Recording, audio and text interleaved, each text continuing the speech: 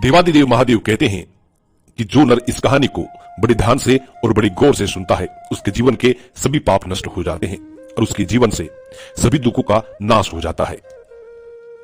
जो बंदा इस कहानी को पूरी लगन से सुनता है उस पर देवादिदेव महादेव की असीम कृपा होती है। प्रिय दर्शकों, फागुन के महीने में शिवरात्रि आने वाली है और आज हम एक चिड़िया की महाशिवरात्रि की पावन और पवित्र कहानी प्रस्तुत करने जा रहे हैं।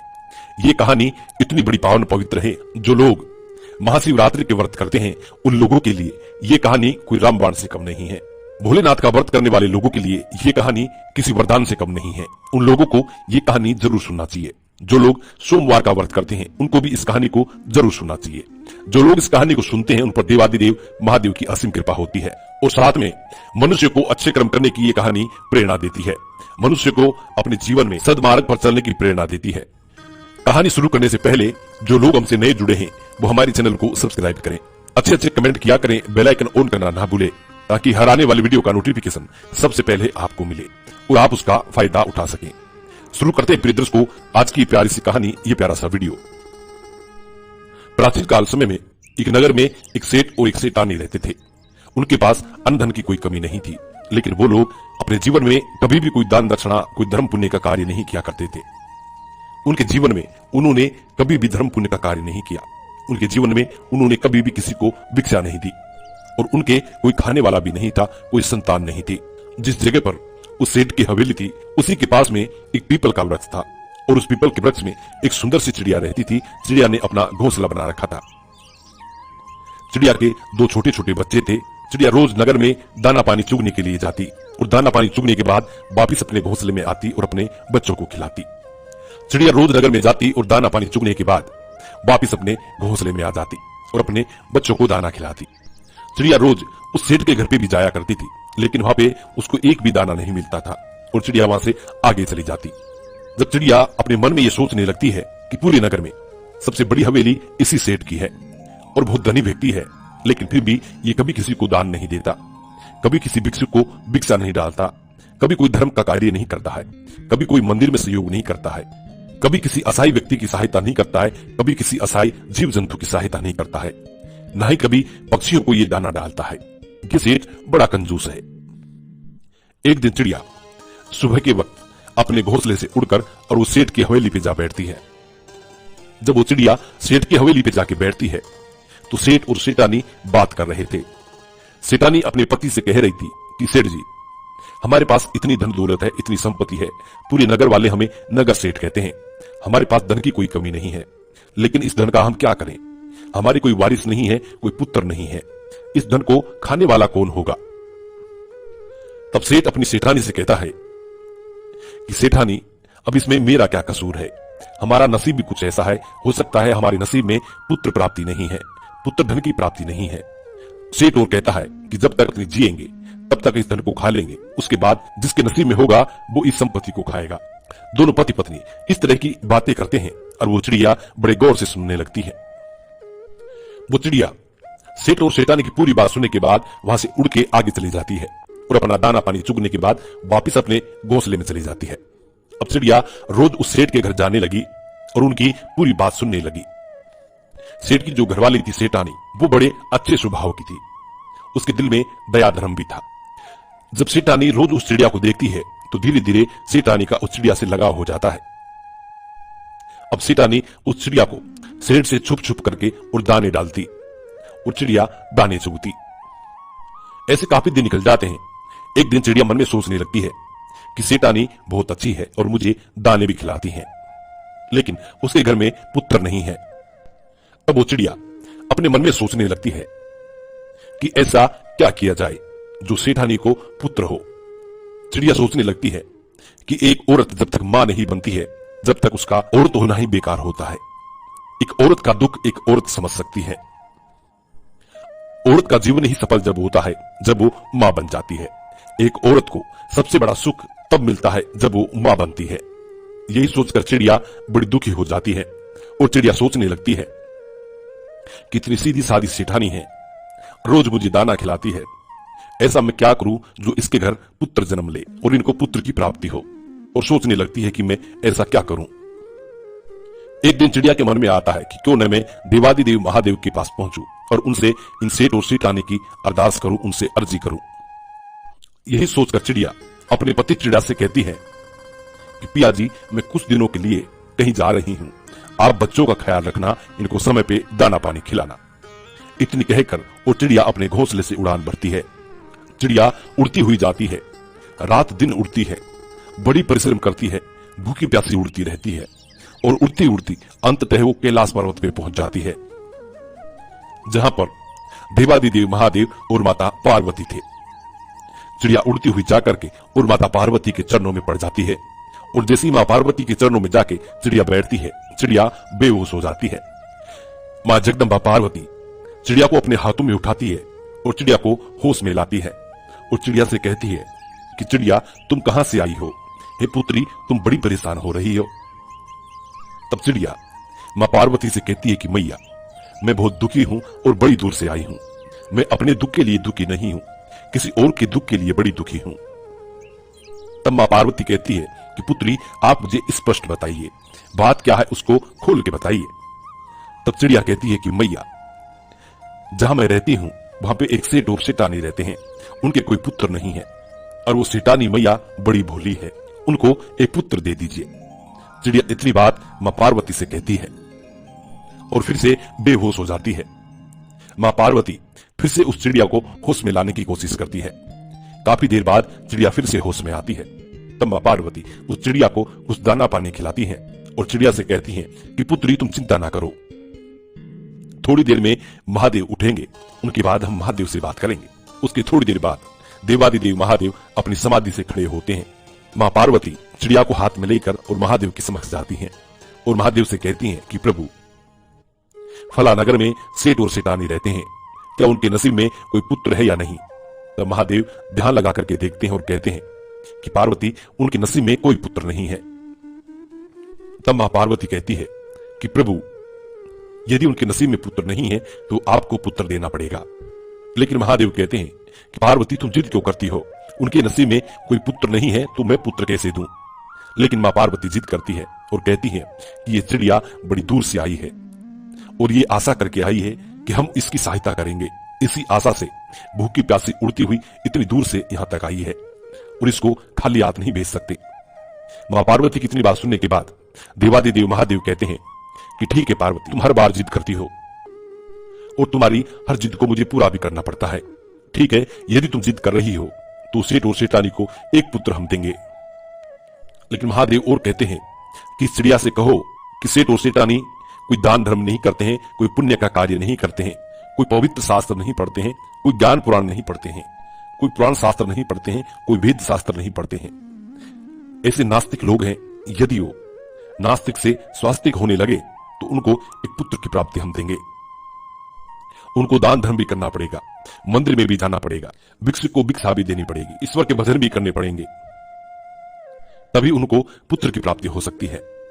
तब वो चिड़िया कहती है कि प्रभु, मैं अपनी तरफ से फुल कोशिश करूंगी कि सेठ और सेठानी मंदिर भी जाए, व्रत त्योहार करे, दान दक्षिणा करे, मैं अपनी तरफ से फुल कोशिश करूंगी। तब महादेव कहते हैं कि तथास्तु। उसके बाद चिड़िया देवादिदेव महादेव को और मां पार्वती को प्रणाम करके और वहां से उड़ान भरती है और उड़ती हुई अपने घोंसले में आ जाती है। उसके 9 महीने बाद सेठानी को एक सुंदर पुत्र की प्राप्ति होती है। सेठ और सेठानी बड़े खुश होते हैं अपने पुत्र को पाकर। चिड़िया भी बड़ी खुशी होती है। चिड़िया भी फूली नहीं समाती है कि उसकी मेहनत सफल हो गई। चिड़िया भी अपनी मेहनत का फल देखकर बड़ी खुश होती है, बड़ी प्रसन्न होती है। चिड़िया भी सोचने लगती है कि इस नगर का सबसे बड़ा धनी सेठ है और जब ये सेठ अपने पुत्र को अच्छी अच्छी चीजें खिलाएगा तो कुछ थोड़े बहुत टूक नीचे भी गिरेंगे और वो हमको भी खाने को मिलेंगे। यही सोचकर वो चिड़िया बड़ी खुशी होती है। धीरे धीरे सेठ का लड़का बड़ा होने लग जाता है। एक शिवरात्रि निकल गई, दूसरी शिवरात्रि भी निकल गई, तीसरी शिवरात्रि भी निकल गई और चौथी शिवरात्रि भी निकल गई।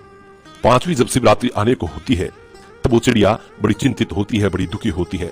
चिड़िया सोचने लगती है कि सेठ का लड़का अब 5 साल का हो चुका है और ये सेठ और सेठानी अभी तक कोई दान दक्षिणा नहीं करते हैं, किसी मंदिर में नहीं जाते हैं, किसी को भिक्षा नहीं देते हैं, कोई भी पुण्य का काम नहीं करते हैं। अब चिड़िया ये सोचकर बड़ी दुखी होती है। चिड़िया सोचने लगती है कि यदि इन लोगों ने दान धर्म करना शुरू नहीं किया तो इनका पुत्र अल्पायु होगा और बहुत जल्द खत्म हो जाएगा। यही सोचकर चिड़िया बड़ी दुखी होती है, बड़ी चिंतित हो जाती है।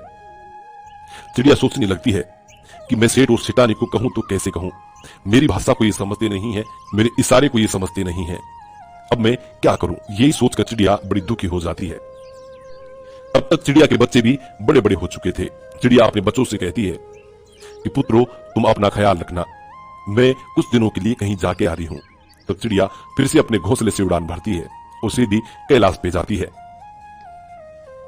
कैलाश पे जाकर मां पार्वती के चरणों में पड़ जाती है और मां पार्वती चिड़िया को हाथ में उठाकर कहती है कि चिड़िया पुत्री, अब तुम्हें क्या परेशानी है, तुमने जैसा कहा था वैसा हो गया। सेठ और सेठानी को पुत्र मिल गया है, अब तुम दोबारा से फिर क्यों आई हो। तब चिड़िया मां पार्वती से कहती है कि मैया, सेठ और सेठानी को पुत्र तो मिल गया है, लेकिन सेठ और सेठानी को सदमार्ग पर लाने पर मैं असक्षम रही। उनको सदमार्ग पर लाने में मैं असक्षम रही। उनको मैं धर्म के कार्य में नहीं ले आ सकी। दोनों पति पत्नी अभी भी वैसे के वैसे ही हैं। नहीं कोई मंदिर जाते हैं, नहीं कोई दान धर्म करते हैं, नहीं किसी को भिक्षा देते हैं, नहीं किसी भगवान का भजन करते हैं। अभी भी दोनों पति पत्नी वैसे ही हैं। तब महादेव कहते हैं कि चिड़िया, तो फिर उनका पुत्र अल्पायु होगा। तब चिड़िया मां पार्वती के चरणों में पड़ जाती है और अपने सर को पीटने लगती है। कहती है, भैया ऐसा नहीं होना चाहिए, उनका पुत्र दीर्घायु होना चाहिए, अल्पायु नहीं। चिड़िया इस बात को अच्छी तरह जानती थी कि जब पिता से कोई चीज मांगनी हो तो मैया के चरणों में पड़ जाओ। यदि आप मैया को राजी कर लेते हैं तो पिता अपने आप मान जाते हैं। यही सोचकर चिड़िया मां पार्वती के चरणों में पड़ जाती है और अपना सर को पीटने लग जाती है। जब मां पार्वती फिर से चिड़िया को हाथ में उठाती हैं और पुचकारती हैं, कहती हैं, पुत्री तुम शांत हो जाओ। तब मां पार्वती फिर से भोलेनाथ से अर्ज करती है कि महादेव ऐसा नहीं होगा। फिर चिड़िया कहती है कि मैया, मैंने अपनी तरफ से फुल कोशिश की है उनको समझाने की, लेकिन वो लोग नहीं तो मेरी भाषा को समझ पाते हैं और नहीं मेरे इशारे को समझ पाते हैं। अब मैं करूं तो क्या करूं। अब चिड़िया कहती है कि मां, आप और भोले बाबा दोनों यदि वहां जाकर सेठ और सेठानी को सदमार्ग पर लाएं तो बहुत अच्छा होगा। तब मां पार्वती और भोलेनाथ बाबा कहते हैं कि ठीक है चिड़िया, ऐसा ही होगा, हम बहुत जल्द सेठ और सेठानी के द्वार पे पहुंचने वाले हैं। प्रिय दर्शकों, फिर चिड़िया वापिस कैलाश से अपने घर को आ जाती है, अपने घोंसले में आ जाती है।